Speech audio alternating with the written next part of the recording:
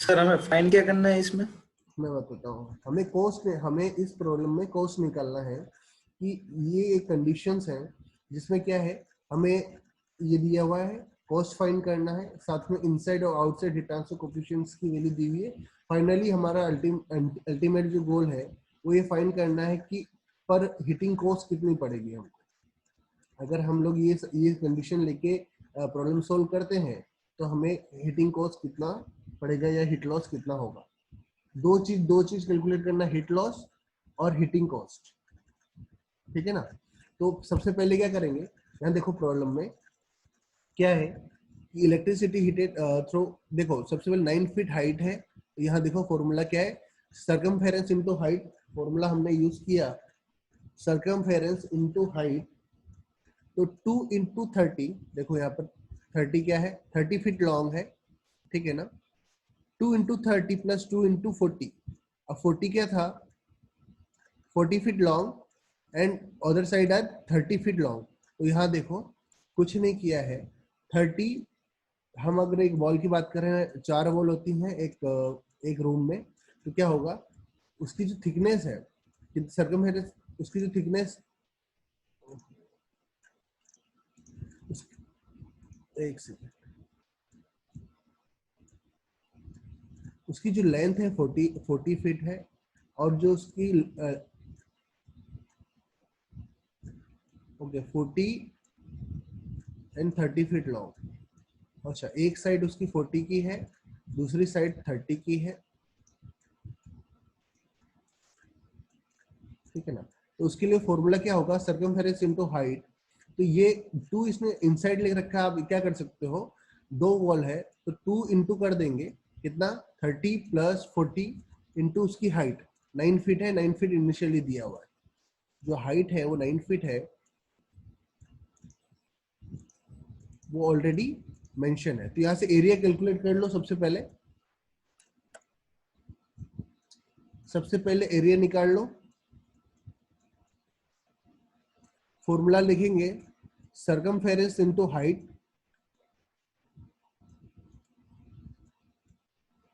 क्या आएगा, 2 into 30 plus 2 into 40, या इसको ऐसे भी लिख सकते हैं, 2 ब्रैकेट में 30 प्लस 40 इंटू 9।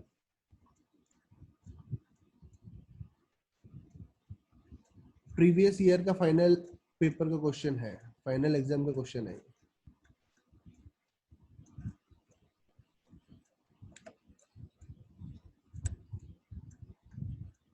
ओके, जब आप ये एरिया कैलकुलेट कर लोगे, ठीक है, जब आप ये एरिया कैलकुलेट कर लोगे तो हम आर आई निकालेंगे।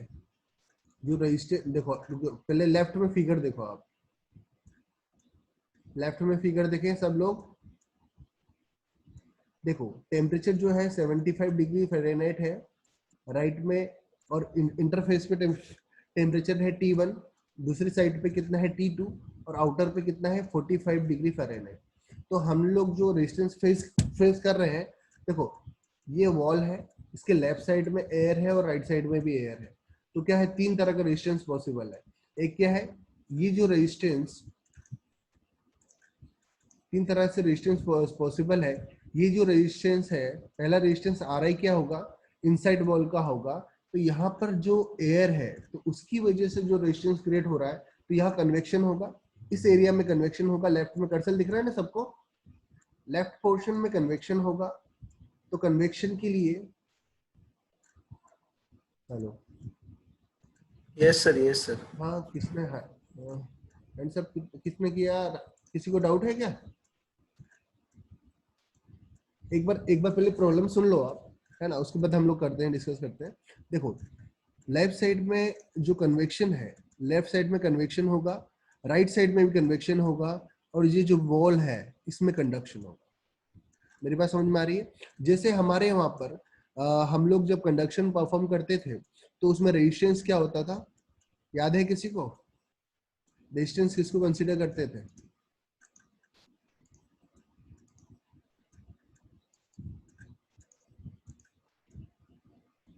कंडक्शन, एक हाँ, को एक्स अपॉन के के। ए लेते थे।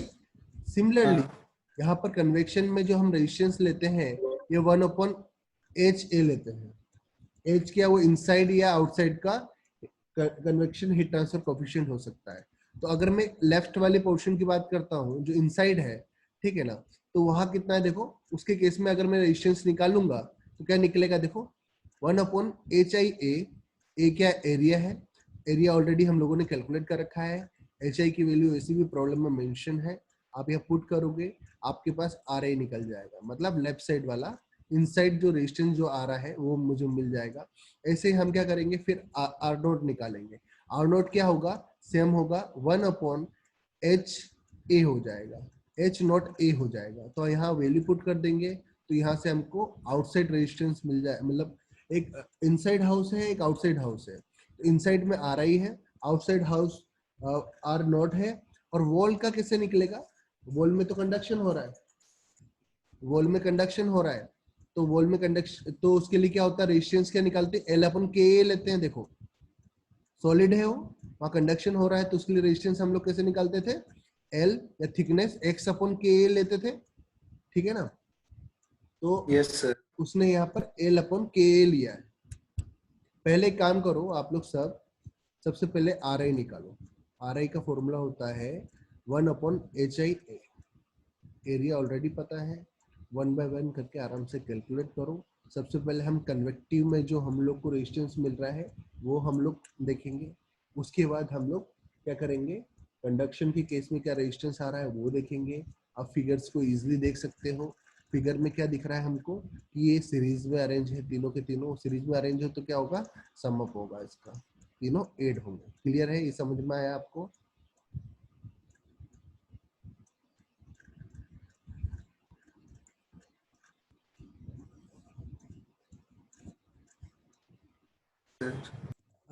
अगर किसी को डाउट है तो पूछ सकता है। सूरज, हेलो,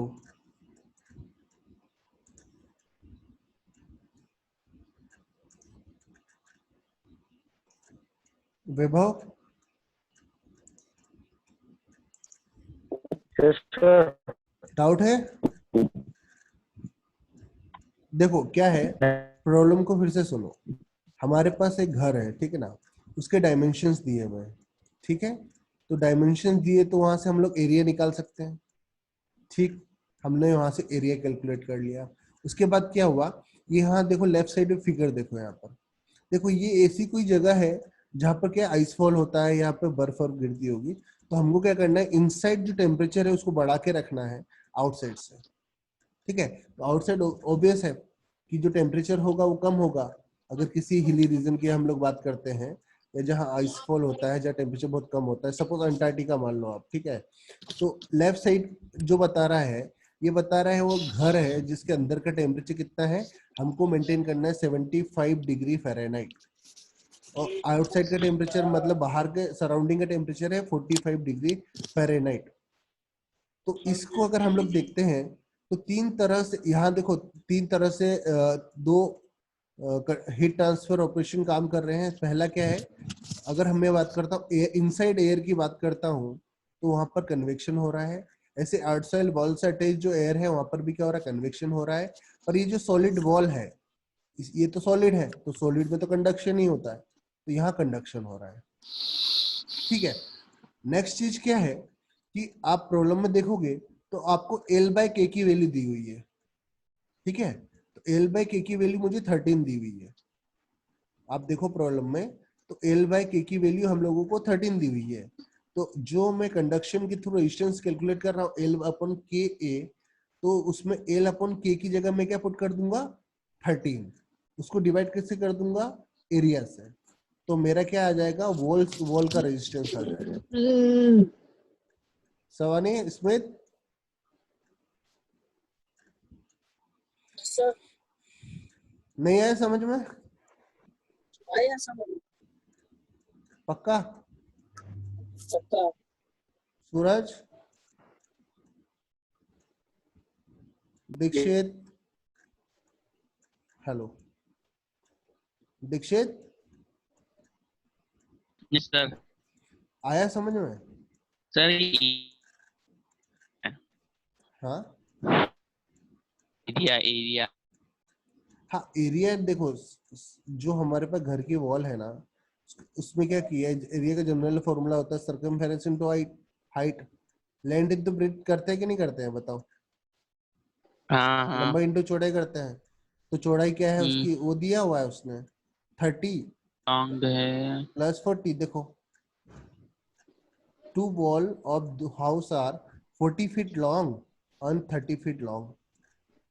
2 वॉल है तो हमने क्या किया, एक वॉल है ऐसे, एक कमरे में तो 4 वॉल होती है, तो 2 इंटू 30 फीट लॉन्ग हो गया, और दूसरी कितनी 2 इंटू 40 फीट लॉन्ग हो गया, इंटू हाइट 9 फीट दिया हुआ है। 9 फीट ऑलरेडी दिया हुआ है वहां, देखो प्रॉब्लम में।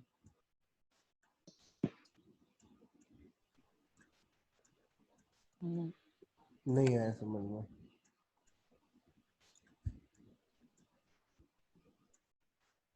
तो ब्रेथ हेलो। into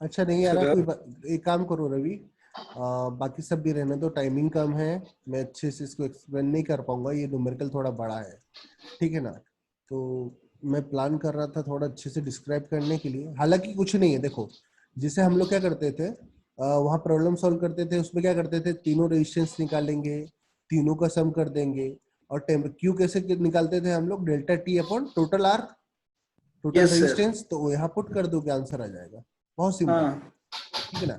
जब ये निकल जाएगा तो ये हीट फ्लो रेट में है, तो ये फ्लो रेट में है, तो हम इसे हीट में कन्वर्ट कर देंगे। कैसे? फ्लो रेट क्या होता है, क्वांटिटी डिवाइड बाय टाइम होता है, ठीक है? ठीक है ना? तो हमारे पास जो यूनिट आई है यहाँ देखो 2712 BTU पर आवर में आई है, ठीक है ना? तो मुझे चाहिए पर डे में। अब बोलोगे पर डे में सर मुझे क्यों चाहिए, क्योंकि मुझे ये कैलकुलेशन करना है, मुझे पर डे कितना हिट लॉस है वो कैलकुलेट करना है। तो हम मैं क्या करूंगा, सबसे पहले ये जो पर आर है ना, पर आर है, इसको काय में कन्वर्ट कर दूंगा, पर डे में कन्वर्ट करूंगा, तो ये आ जाएगा।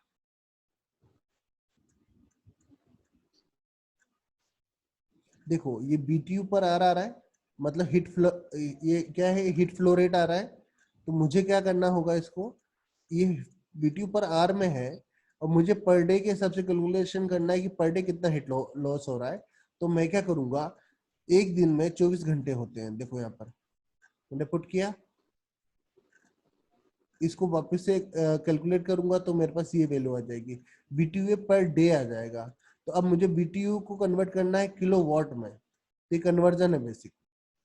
और क्या होता है, 1 किलोवाट में 3412 BTU होता है, कन्वर्जन ये है, 1 किलोवाट में 3412 BTU होते हैं।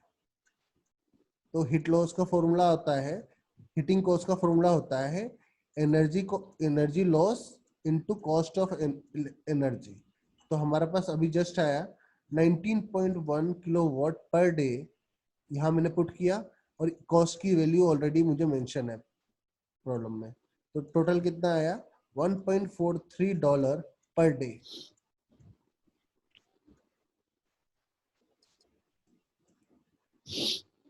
ठीक है, तो मैं एक काम करूंगा, इसको नेक्स्ट लेक्चर में भी मैं इसको एक्सटेंड कर लूंगा, एक बार रफली वहां पे एक्सप्लेन कर दूंगा। अभी आपने देख लिया, इसको पेज नंबर मैंने वैसे मेंशन कर दिया है, पेज नंबर है 174, सेंजल का प्रॉब्लम है ये 174।